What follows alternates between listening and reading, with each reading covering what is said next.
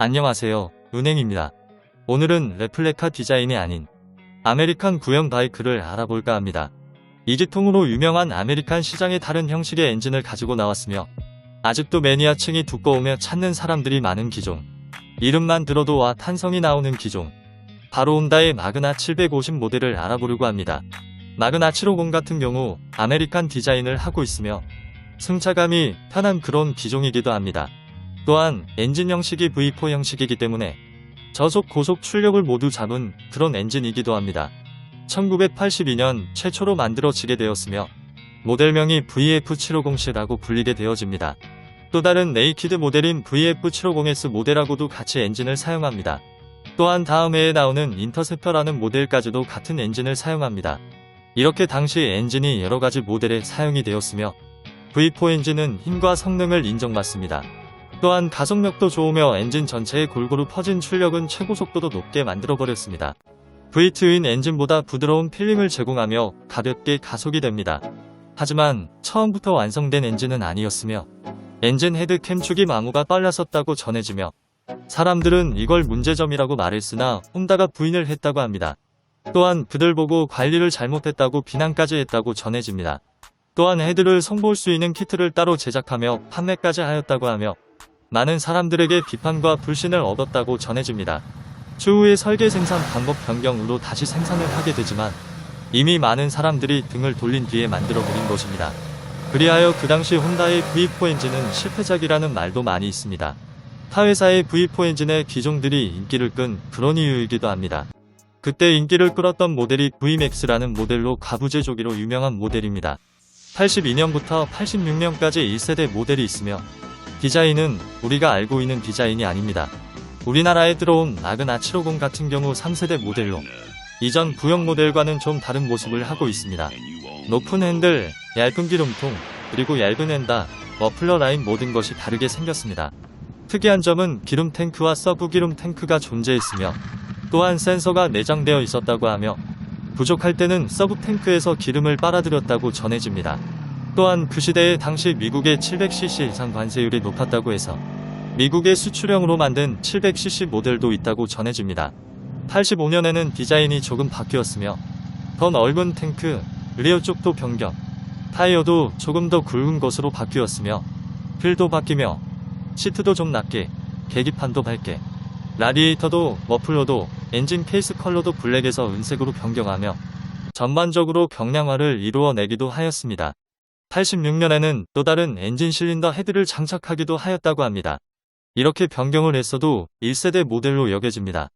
당시 1100cc의 V65 마그나 모델이 있었으며 83년부터 만들어졌는데 타 회사의 고배기량에 비해 속력이 좀 느렸었습니다.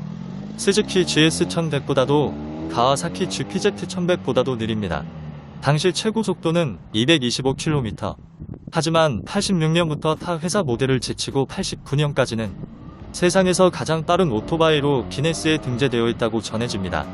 그때 당시 최고 속도 283km까지 나갔다고 전해집니다. 또한 500cc 모델도 존재하였다고 하며 낮은 무게중심 낮은 무게로 이 기종은 타기 쉽고 재미있는 오토바이라며 많은 사람들이 인정을 했다고도 전해집니다. 그 후 2세대 모델은 1987년부터 88년까지 짧게 만들어지게 됩니다. 반복 작업으로 재설계된 프레임, 낮아진 시트고, 또한 이 시트고도 제일 낮은 시트고 710mm에 최초가 됩니다. 개선된 서스펜션, 더욱 날렵해진 외관까지 다양한 변경을 하였고 사람들은 슈퍼 마그나라고 불렀다고 합니다. V4 엔진 구성과 크루저 인체공학을 계속 제공했습니다. 좀 독특한 건 머플러가 4개로 나뉘어졌으며 위쪽으로 바라보는 각도를 하고 있었습니다. 각도 때문에 많은 사람들이 별로라고 말했다고 하며 뒤에 탑승자까지 배려하지 않은 디자인이라고 했습니다. 그 후 공백기를 거쳐 1994년부터 2003년까지 3세대 모델이 만들어지게 되며 이 모델이 우리가 알고 있는 명차 혼다 마그나 750의 모습입니다. 공백기에 혼다 VFR750의 테스트로 잘 다듬어진 V4 엔진을 가지고 크롬 광택을 내고 차대에 올리며 세팅을 맞추어 나가게 됩니다. 디자인도 두툼하게 변경이 되며 컬러도 추가가 되었고 머플러 라인도 다시 일반적으로 낮아지게 제작됩니다. 6단이던 변속기는 5단 변속을 사용하며 광범위한 힘으로 전반적인 균형을 잘 맞추었다고 전해집니다. 오토바이 애호가들이 좋아하며 요구사항을 잘 이행해준 모델이라고도 전해집니다. 혼다 마그나 750은 생산기간 내내 강력한 성능, 편안한 순항 능력, 그리고 시대를 초월한 스타일로 명성을 확립했습니다.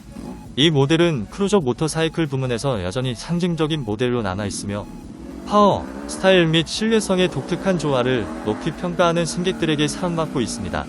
사람들이 평가하기를 엔진은 중저속의 힘뿐만 아니라 고속까지 순항 능력을 갖춘 유능한 엔진이라고 했으며 크루저 스타일의 디자인, 낮은 시트고 넓은 핸들과 편안한 높이로 인한 승차감이 좋다고 했고 부드러운 서스펜션으로 고속주행 시 안정감이 좋다고도 말했으며 일부 사람들은 무게가 무겁다고도 하며 저속에서 핸들 조작이 어려운 경우도 있었다고 합니다. 또한 혼다의 바이크인 만큼 고장이 별로 없고 내구성이 좋으며 오래된 만큼 간혹 부품이 없는 것도 있으나 매니아층이 많아서 의외로 거의 모든 부품을 구할 수 있으며 유지보수 면에서도 상당히 좋다고도 전해집니다. 그렇게 만들어지며 2004년 이후에는 섀도우 모델로 점점 잊혀져 간 모델입니다.